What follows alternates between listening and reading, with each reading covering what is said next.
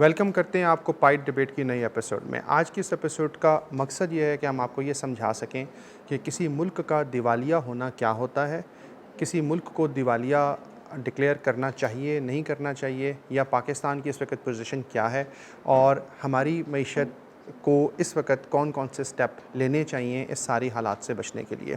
तो सबसे पहले हम इस बात पे जाते हैं कि दिवालिया होना होता क्या है।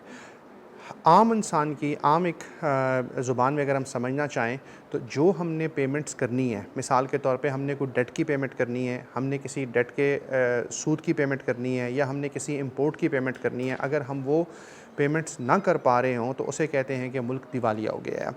इससे भी आसान ज़बान में अगर हम समझना चाहें कि डेट मांगने वाला डेट मांग रहा हो और वो रीस्ट्रक्चर भी ना कर रहा हो, वो रोल ओवर भी ना कर रहा हो, वो हमसे बार बार तकाज़ा कर रहा हो इस बात का कि आप पैसे वापस करें, और हम पैसे वापस ना करना चाहें या ना कर सकते हों, और हम गवर्नमेंट लेवल पे ये अनाउंस कर दें कि अब हम इस इंपोर्ट के पैसे, इस दरामदात के पैसे या इस कर्ज़े के पैसे हम आपको नहीं दे सकते, तो उसे कहते हैं कि ये ऑफिशियली एक मुल्क डिफ़ॉल्ट कर गया है। ये एक आम इंसान की ज़बान में। अगर हम इकनॉमिक्स के हवाले से देखें तो हम इकनॉमिक्स में हम ये कहते हैं कि जब नेट इंटरनेशनल रिज़र्व्स नेगेटिव हों तो एक इंडिकेशन ये होता है कि हम डिफ़ॉल्ट कर सकते हैं, हम दिवालिया हो सकते हैं।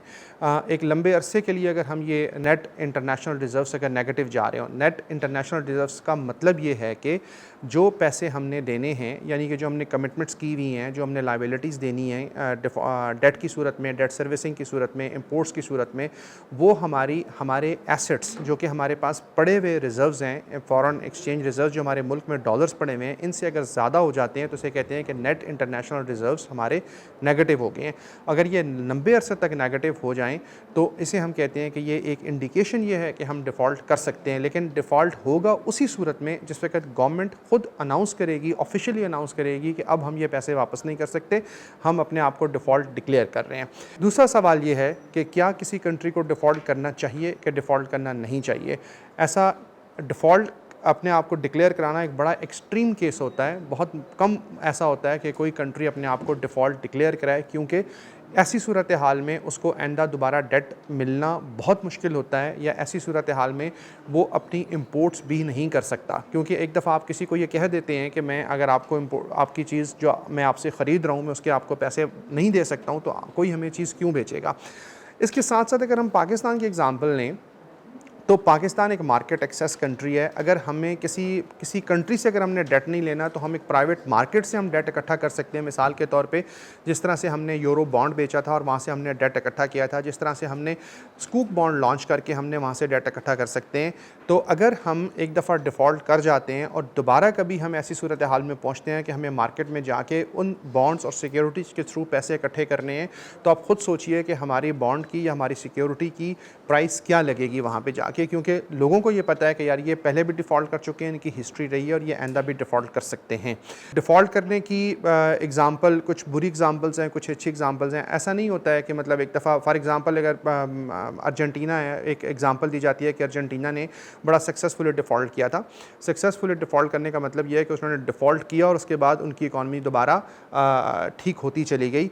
तो डिफ़ॉल्ट कर जाना कोई एक एंड ऑफ लाइफ नहीं है कि अगर आप डिफ़ॉल्ट कर जाएंगे तो आप दोबारा ज़िंदगी में उठ नहीं सकते। लेकिन डिफ़ॉल्ट करने के लिए ज़रूरी है कि डिफ़ॉल्ट करने के बाद आपके पास बहुत अच्छा इकनॉमिक प्लान होना चाहिए ताकि आप अपनी इकॉनमी को रिवाइव करा सकें।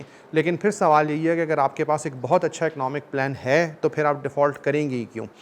यहाँ पे ये सारी बात करने का मकसद हरगिज़ ये नहीं है कि पाकिस्तान डिफ़ॉल्ट करने जा रहा है। मेरा अपना ज़ाती एनालिसिस ये है कि पाकिस्तान अभी ऐसी पोजीशन में नहीं है कि डिफ़ॉल्ट करेगा। आई सीरियसली डाउट कि पाकिस्तान डिफ़ॉल्ट करेगा, क्योंकि इस तरह के हालात पाकिस्तान में पहले भी रहे हैं।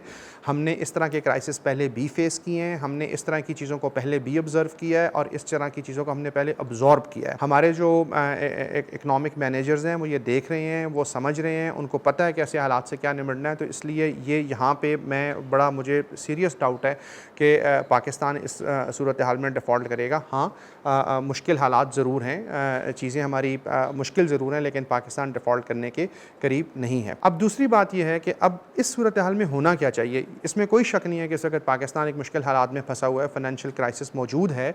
क्या करना चाहिए? यहाँ पे ये बात बड़ी कैटेगोरिकली समझ लेनी चाहिए कि हमारे जो पॉलिटिकल पॉपुलर डिसीजन है उनको इकोनॉमिक एडवाइजेबल डिसीजन से हमें बिल्कुल अलग अलग कर देना चाहिए। जो हमें इस वक्त पॉलिटिकली पॉपुलर करा सकते हैं वो डिसीजन एक डिफरेंट स्टेज, एक डिफरेंट जगह पे हैंडल होने चाहिए, और इकोनॉमिक पॉपुलर और इकोनॉमिक एडवाइजेबल डिसीजन हमें एक डिफरेंट तरीके से हैंडल करने चाहिए। मिसाल इसकी यूँ दी जा सकती है कि अभी जो पिछली गवर्नमेंट गुजरी है उसने एक पॉलिटिकली गेन हासिल करने के लिए उन्होंने ये किया कि उन्होंने एक ऑयल प्राइसेस को फ्रीज कर दिया एक लंबे अरसे के लिए। उन्होंने कहा जी 4 महीने तक आपकी ऑयल प्राइसेस नहीं बढ़ेंगी। अब ये एक सब्सिडी थी, गवर्नमेंट्स सब्सिडी देती होती हैं आवाम को, लेकिन इस तरह की सब्सिडी का मसला ये हुआ है कि जिस बंदे ने एक महंगी से महंगी गाड़ी रखी हुई है और वो बहुत अमीर है, वो भी ये सब्सिडी एंजॉय कर रहा है, और जो जितना गरीब होता चला जाता है वो सिर्फ इस सब्सिडी की कॉस्ट पे कर रहा है, वो इसको एंजॉय नहीं कर रहा। लेकिन इस सब्सिडी को वो एंजॉय कर रहा है कि जिसके पास जो जितना अमीर है वो एंजॉय कर रहा है, और जो जितना गरीब है वो इसकी कॉस्ट पे कर रहा है। तो इस तरह के डिसीजन जो हैं, अगर आपने सब्सिडी देनी भी है तो आप बड़ी इंतहाई टारगेटेड सब्सिडी दें, जिससे आम इंसान को या एक जो बिल्कुल एक बहुत गरीब आदमी है उसको कोई फ़ायदा हो सके। तो इसी तरह से हमारी बेतहाशा हमने पाइड ने एक पिछले 2 सालों में ख़ुसूसन, और बिलअमूम इससे पहले भी हम बहुत सारी रिसर्च हम कर चुके हैं, और पिछले 2 सालों में तो हमने बड़ा कैटेगोरिकली कहा हुआ है कि कहाँ कहाँ पे किन किन चीज़ों में हमें जाके इंटरवेंशन करने की ज़रूरत है। मिसाल के तौर पे हमने ये कहा कि देखें जो एक्सचेंज रेट है और जो इन्फ्लेशन है, इन दोनों को हम एक पॉलिटिकल नंबर के तौर पे शो कराते हैं कि देखें कि एक्सचेंज रेट बढ़ गया और एक्सचेंज रेट इतना हो गया है, और या इन्फ्लेशन इतना हो गया या इन्फ्लेशन इतना कम हो गया, ज़्यादा हो गया। ये दोनों प्राइसेस हैं, ये दोनों कीमतें हैं। जो कीमत होती है वो बिल्कुल एक टेम्परेचर की तरह होती है, जो पीछे बेस पे जो चीज़ मौजूद होती है उसी चीज़ की प्राइस लगती है।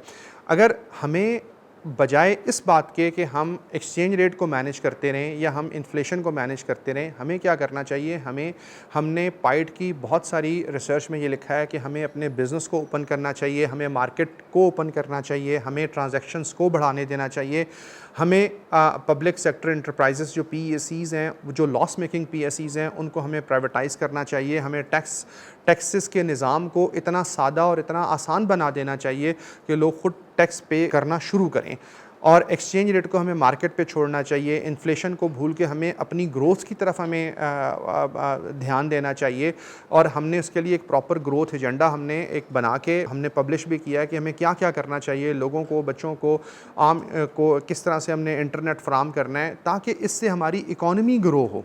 तो ये शायद पॉलिटिकली पॉपुलर डिसीजंस नहीं होते हैं, लेकिन ये इकोनॉमिक एडवाइजेबल डिसीजन होते हैं, और सिर्फ यही वजह है, इसी से आपकी इकॉनमी आइंदा भी मुस्तहकम होगी और इस वक्त भी हम इस क्राइसिस से निकल सकेंगे। अब तक के लिए इतना ही, यानी कि आप अगर कंक्लूडिंग रिमार्क्स में लें तो ये लें कि पाकिस्तान इस वक्त मुश्किल क्राइसिस में, मुश्किल वक्त में ज़रूर है, लेकिन हम डिफ़ॉल्ट करने के करीब अभी भी नहीं हैं।